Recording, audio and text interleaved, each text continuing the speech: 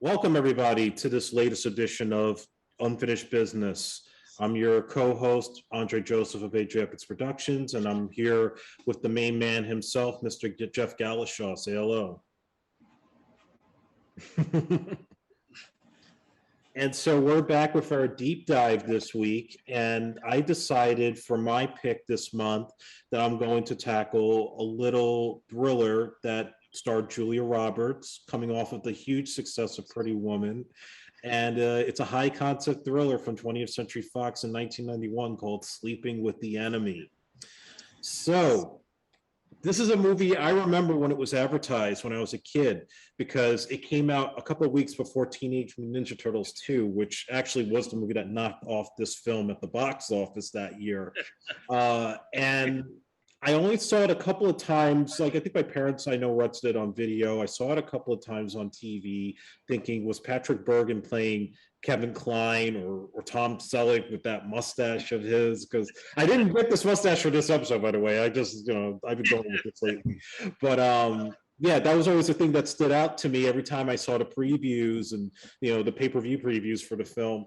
I didn't see it all in its entirety until I was much older. And one of the things that definitely stood out was his performance, and also the fact that he's playing a guy with OCD, which was something that was kind of different for all these films that were sort of cashing in on the success of Fatal Attraction, which was a big thing at that time. So it was a big hit when it came out in the theaters. I think it made a little over 100 million. So coming off of her success from Pretty Woman, it was adding to Julia Roberts as a bona fide movie star for the day.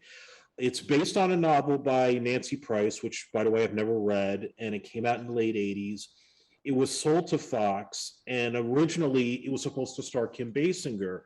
And the plan was for her to reteam with Sean Connery, who she worked with in Never Say Never Again. Connery was going to play the villainous husband, and Aidan Quinn was going to play the boyfriend that she gets with, that is like the nice guy.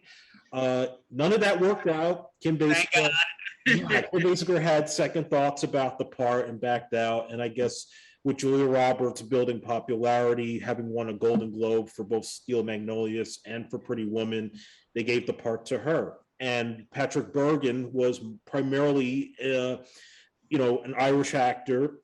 One of the movies I remember him in was Taffin with Pierce Brosnan. He played Pierce Brosnan's brother.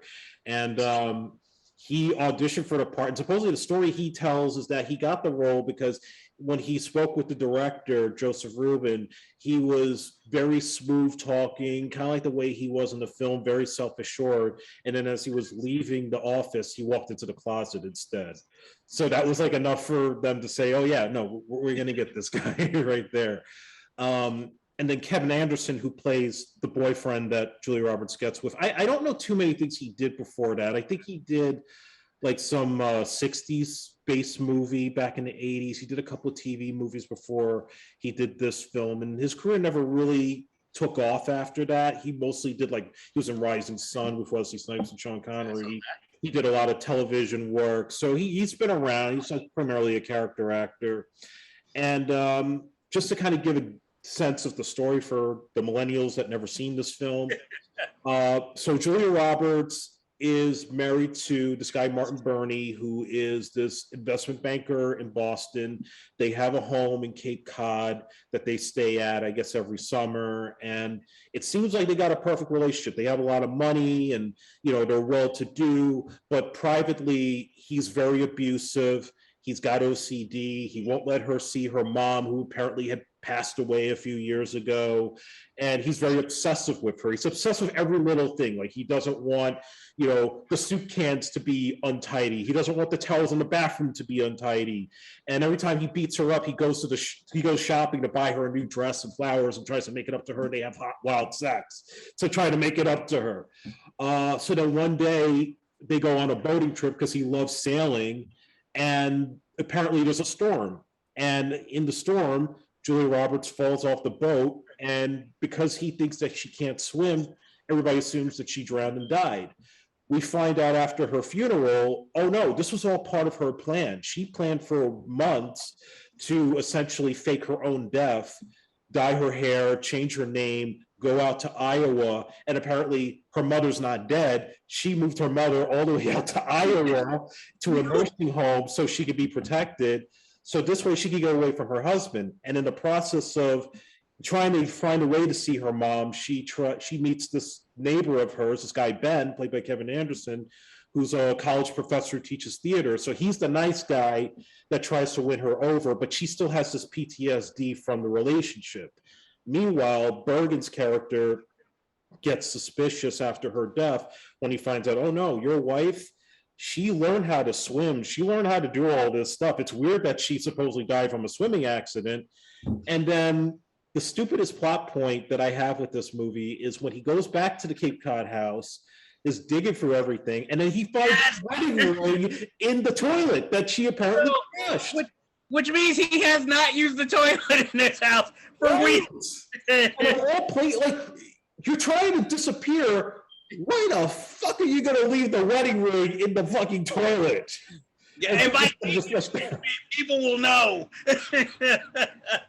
So yeah, now this guy goes and he hires a private detective for like $10,000 to find out where the mother is when he realizes the mother's not dead, because he knows Julia's going to go to her, and everything else kind of springboards from there, turns to Fatal Attraction 2.0. So that's the movie in a nutshell. Jeff, what are your thoughts on this picture? Oh, I have a lot of thoughts on this one.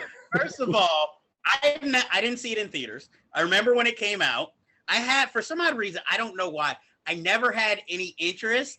And I remember my mother watching it on home video. And I saw the infamous hospital scene. And I was like, yeah, I'm good. And it was one of those movies that, you know, I knew the plot points, but I never watched. So I didn't watch it until you brought it up. Mm-hmm. As a deep dive. And I finally watched it. Okay, first of all, it's obviously set in early 90s, because this is one of those films that all these later thrillers steal from, but because I was like, this is so cliche ridden, but I got to remember, at the time, this wasn't cliche yet. They were inventing this at the time. Even though, like, watching it by today's standard, I'm like, it's not very thrilling, especially the ending. There's way too much setup of him doing all this around the house, and then finally, ha-ha! I will say the first, 15, 20 minutes of the movie is interesting because it's damn near quiet. It's just score for the most part, and we see visuals. And Julia Roberts is treated like a fragile piece of art throughout this. And I was like, you know what? This is the most appealing, even more than in Pretty Woman, that I've ever seen Julia Roberts in a movie. Yeah. Like, Pretty Woman, she was more surprisingly sexy. Here, she was just so appealing. Like, this is when I'm like America's Sweetheart, when I'm watching this film, and she's only 22 in this movie. Yeah. Then, the plot points start to come in. Like, I'm like, first of all, he slaps her, she hits the ground, she's bleeding from the wrong place, and she hits the ground on the other side. I know it's a nitpick, but I will say the savior of this film is Patrick Bergin. Because just his facial expressions alone half the time had me cracking up. And I know he's being a serious actor, but just the way, I don't know if it's his facial or the way they're filmed at the angles, but it's just like, what the fuck? Because he always just has this look throughout the film. It's like you would think he's kind of constipated, That shot of him when he's in his office and like, oh, what about the bruises on her face? And then the camera's like doing the point of view thing where he's like spinning around the room. I love that shot, by the way. But it just adds to this. Yeah. That's where Spike Lee saw this movie. He's like, next movie. He does not let go of that shot. Mm-hmm. So I was like, that was another thing. That was one of the things where I'm talking about inventive that other filmmakers borrowed from for this film. And Kevin Anderson. How does he have more volume in his hair than Julia Roberts? That's true. I was like, damn, what is he, like, crimping it every day? It's like, guys go overboard in making him sensitive. Because not only is he, like, a professor of drama, but the first scene he's introduced, he's singing show tunes from West Side Story. Yeah. which is why it's not shocking when Patrick Bergin captures another drama professor and he has to admit, I'm gay. And then it's like he's a bully. He's like, if you ever mention this, I'll kill you. Now let me pistol whip you. What the hell is this? And now you said one of the big plot points that was ridiculous. You moved your mother secretly by saying she died? It's like, this is stupid. And then, now, okay, if she's had this plan for months, that kind of mean either she set up Kyle Sikora's character or he was in on it, but yet he never goes and questions him. Right. And so it's like, was that scene cut? And like you said, so after you escape, first of all, it's like one of these movie villain roles where everything has to match up perfectly for that to even be successful. But you go back, I like that they had the detail of her wiping up the rainwater that when she comes in. But you're telling me, since this dude's OCD, that means she had to clean up everything, like even the cut hair. And, and he wouldn't notice. But yet, this toilet has such a bad system. Speaking of Julia Roberts' hair, so she's trying to like dye it and cut it when she's in the bathroom, but yet when she goes to Iowa, it's back to being long and like trademark curly-haired Julia Roberts from 1991. What the hell was that? Joseph Rubin, you are a smart filmmaker. You should have caught that shit. Maybe it was a star thing. She's like, we gotta have the Julia Roberts look. Come on. This isn't modern films where it's like, oh, she changed her look. It's like, no, we need that girl next door prim and proper curl.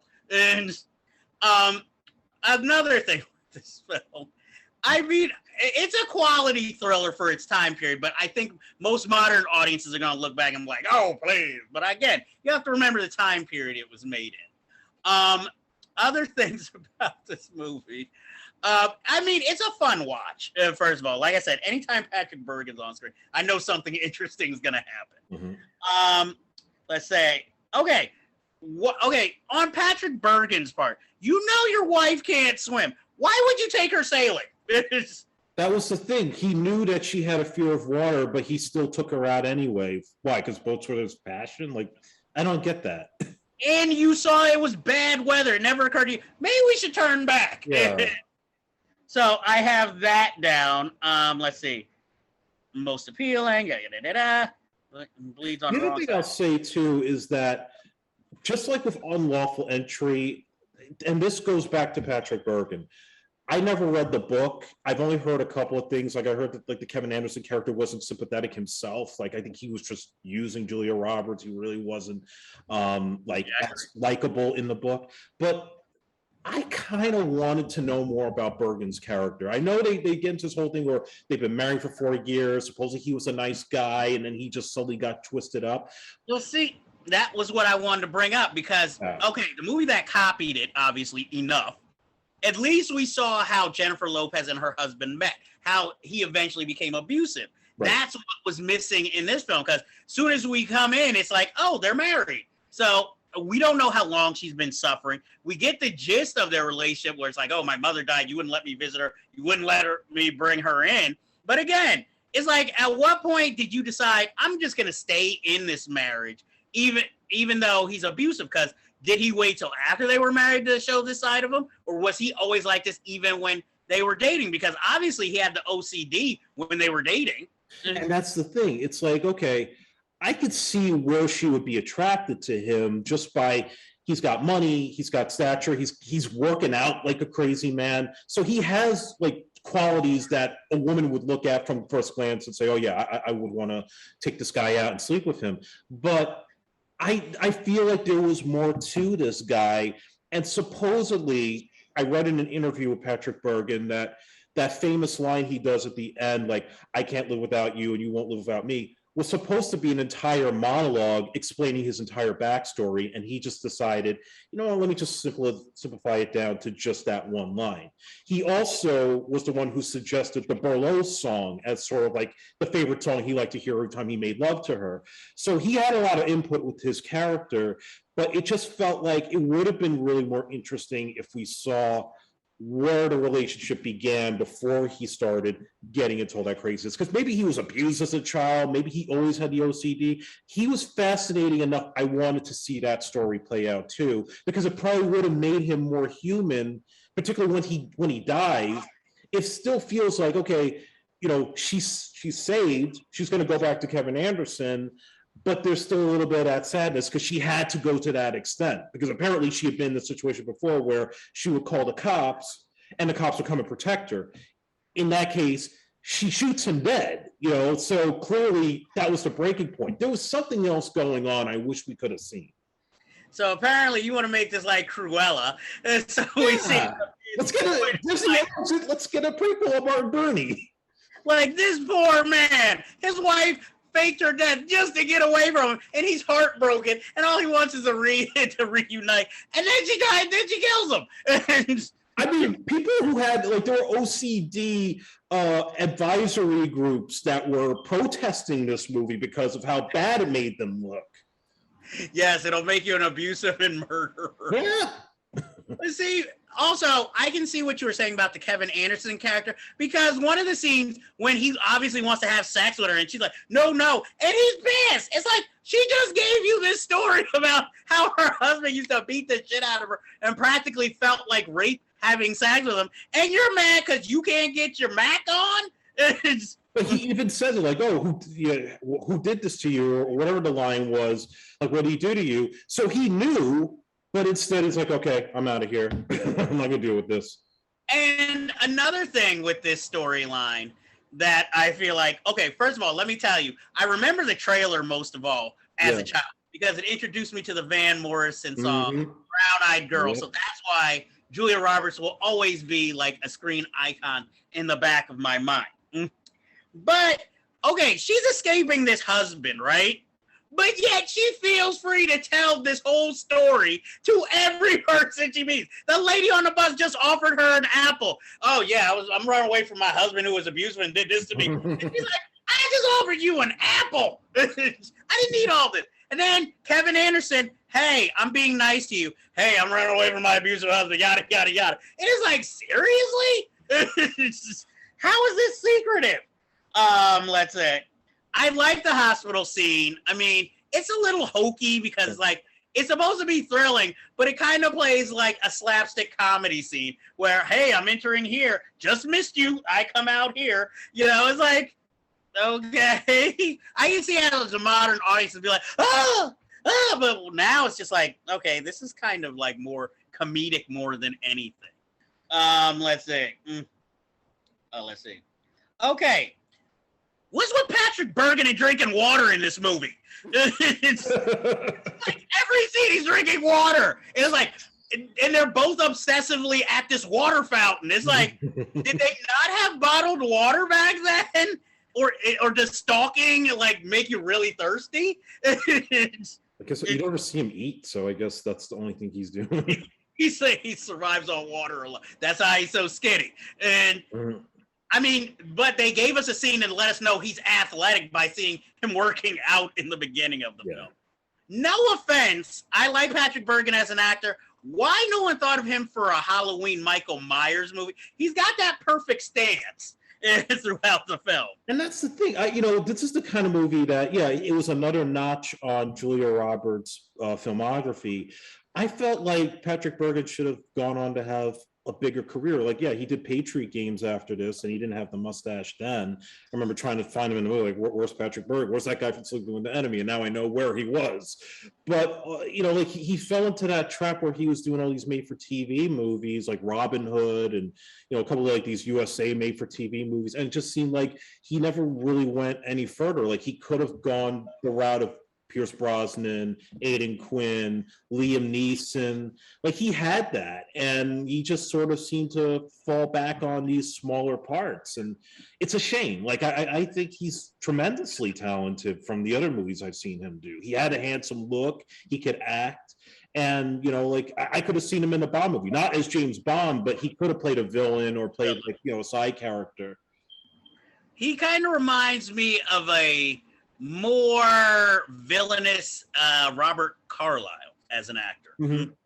Because my thing is, I agree. I think he should have gone on to more. And, it seems like, I don't know if Sean Bean and maybe Alan Rickman got all those roles, and he was like, oh, I'm on the third tier, huh? So, because he should have had a bigger career, because I remember the last time I've seen him in something was in that Ben Wheatley film, Free Fire. And, and he did not have the mustache again. Yeah. Maybe it's sort of like Corbin Burnson. Like, he was a heartthrob, then his hairline receded, and then girls are like, no. So it's like, Patrick Bergin, no mustache. I'm not into this. And he's a very nice guy, too. I'm sure he is. I'm just like, I just wish somebody had written a comeback film for him or cast him. He needed to be in more HBO Friday night premiere movies. There's one Triple Cross with Billy D. Williams and Michael Pereira. I've seen that, and he has the stash in it, but he has like his hair all frizzy and long, and so you have to have the right that again. It's like how he wears all black throughout this film. I'm like, really, you're really giving this color overtone that he's the villain. We get it. Because even when he's in a small town, he's the only one who wears black, and I think Kevin Anderson only wears black in his, I guess, directing scene when Patrick Bergin finally figures out who he is, This movie also has, like, it's happened mostly after its release, where it seems like they've always kind of mixed up on the marketing with this film. Because I've seen posters of, like, Patrick Bergin hugging Julia Roberts. He's got the gun, and it looks like it's a spy thriller instead of like a thriller about a woman escaping her abusive husband. And then the one thing I remember, because you can find this on YouTube if you look hard enough, there was a screening of this movie on ABC Family, and the advertisement for it only showed the clips of Julia Roberts in the montage when she's at the community theater and she's wearing all the costumes and she's doing all the dancing with the snowfall, and they play the Van Morrison music, and they cut it like it's a Pretty Woman type movie instead of a thriller. And it's so funny to look at because it's like, that is not the movie, and it's on a family channel with so much violence and sex in it. Like, what the hell were they thinking? Well, that's why you have like these fan cuts, like where you could go on YouTube and find like Scarface cut as a romantic comedy. And the irony of this is that this film was almost rated NC-17 because of the sex scene was much longer. Yes, I was just like, wow, this film really jumped into that. And I think this is the most graphic sex scene I've ever seen Julia Roberts do. Yeah, nothing like it ever since. Yeah, I think that's why she was like, no, you ain't exploiting me ever again. Well, that was like Ryan and Mark Harmon in The Presidio. They had like a longer love scene that you could see in the European release where she's topless completely and, getting it on with Mark Harmon. I'd be like, and Dennis Quaid was furious. And okay, the third act, there's a lot of false starts to get to the point.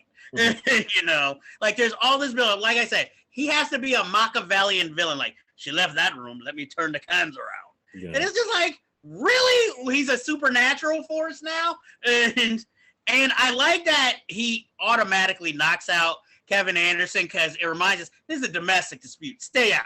And, and then it's just her versus him. This is a little detail, but I liked it. I like that when she shot him, there was some trepidation before she pulled the trigger. Like, she's like, you could leave, but he's like, no, I have to have you. And, that's where a little bit of his accent starts coming out.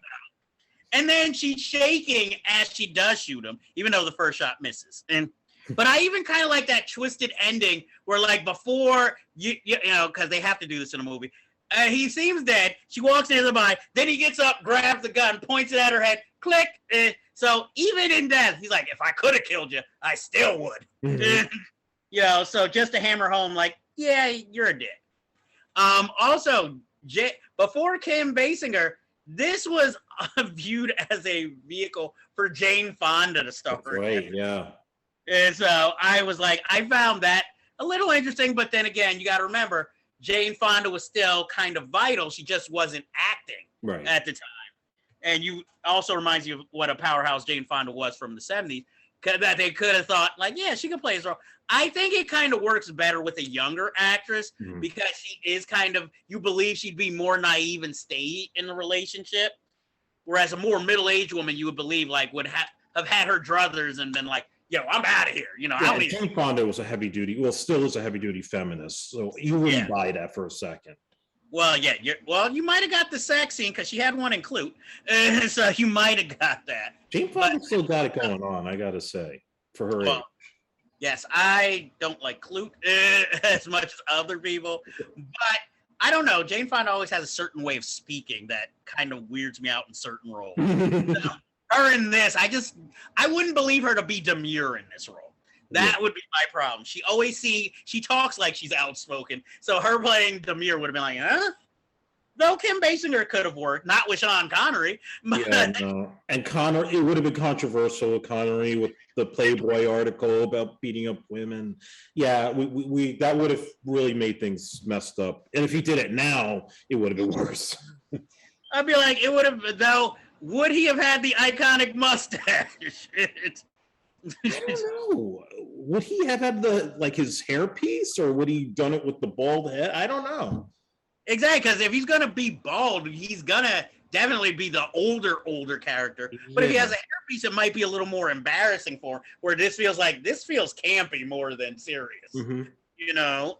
But I mean, as an imposing force, he works. But again, this might have been one of those Sean Connery. Would have been an interesting choice, but he's above this. Yeah, way above that. You know, I just don't see him running around. I mean, he would have been interesting, especially pistol whipping a gay man in his car. But you know, I'd be like, I don't see him in the other. Like, no offense, I don't want to see Sean Connery having sex, even in 1991. I don't even want to see that. We're doing it in '83 with Never Say Never Again. Him and Barbara Carrera. And I don't want to see him on a workout machine. Yes, baby, I'm coming. You know, like, no. Go to San Francisco, you meet some pubic hair. And would he have been more like what? And not to mention, he would have had to be with Kim Basinger, because can you imagine this movie with him and Julia Roberts? Oh, you cunt. It would be like, it looked like a father molesting his daughter. It's like, this film is weird for a whole nother reason. This is like when they want us to believe Anthony Hopkins with The Edge with his wife in that film. Oh, God. Like, yeah, I believe she's cheating on him with Alec Baldwin. Have you seen how old Anthony Hopkins is in this movie? You know? And he has a supermodel wife. Yeah. You know?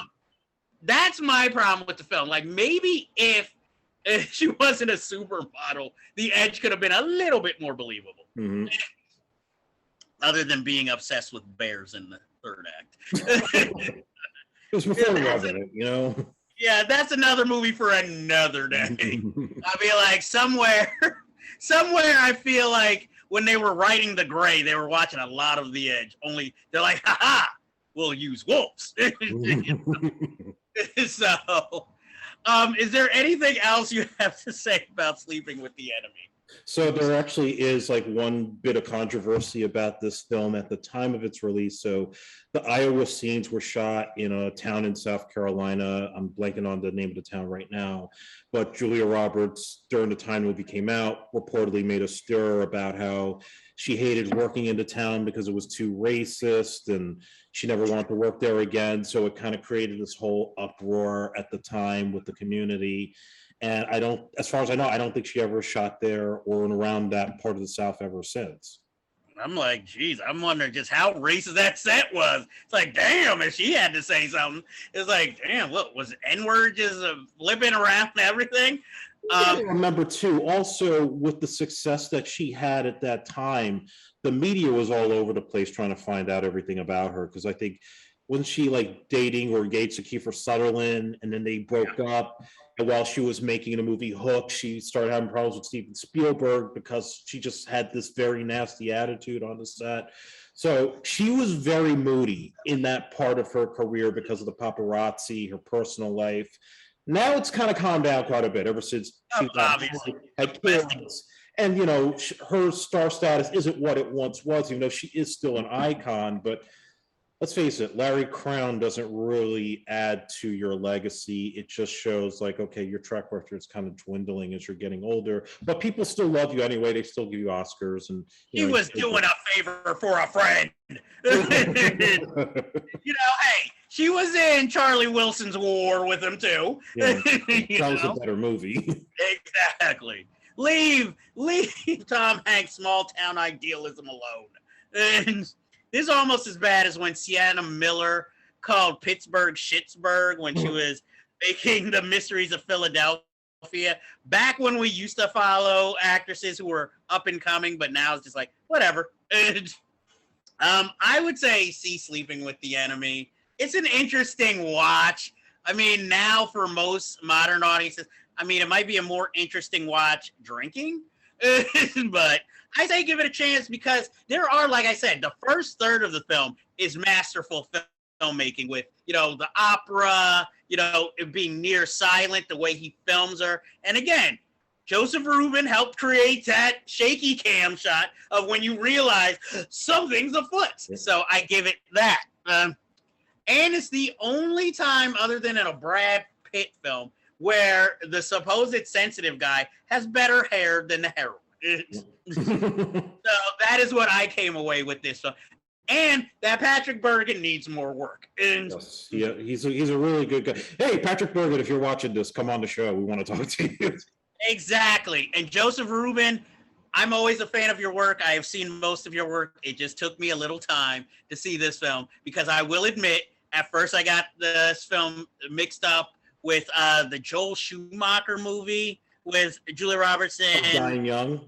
Yes, I thought Joel Schumacher directed this because let's face it, this seems more his speed. It has his feel. Yeah, I agree with that 100%. And I will say though that with Joseph Rubin, I like True Believer better, even though James Woods is an asshole. Well, that goes without saying, but Joseph Rubin is an underrated director who deserves more respect, and unfortunately, he's getting up there in years, so he doesn't make as much. He made Money Train. Look, that has a good and bad, okay? But you know what? Money Train is memorable either way. We'll do a deep dive on that pretty soon. I'm like, hey, I liked it. It's not good, but I liked it, and there's plenty of memorable stuff in that. So that concludes our business for this week. But as you know, there's plenty of unfinished business to be had. But before I give you a fucking awesome movie, Andre, you have a project. Yeah, so I have a short film that I'm shooting next month. It's called Dismissal Time. It's loosely based on events that happened to me in high school that involve some racially motivated cyberbullying. And it's relatable to the conversation we're having right now in the country about race relations and just our education system and how it really needs some serious improving. And so we are doing a fundraiser right now through my fiscal sponsor, Fractured Atlas. You could go to the Dismissal Time Facebook page to find out all the info about it, as well as my actors, including my lead actress, Lisa Regina, and her nonprofit, Right to Heal. And if you can, please support, donate. Even if you can't, just share the link. It helps to get the word out. And all that information will be in the show notes. So I have to ask you people, have you seen the movie Croupier? If not, why not? Because it's fucking awesome. And Andre, what is your fucking awesome movie? Have you seen Shang-Chi, Legend of the Ten Rings? If not, why not? Because it's fucking awesome. Still got to see it myself. And that concludes this week's episode. See you next time.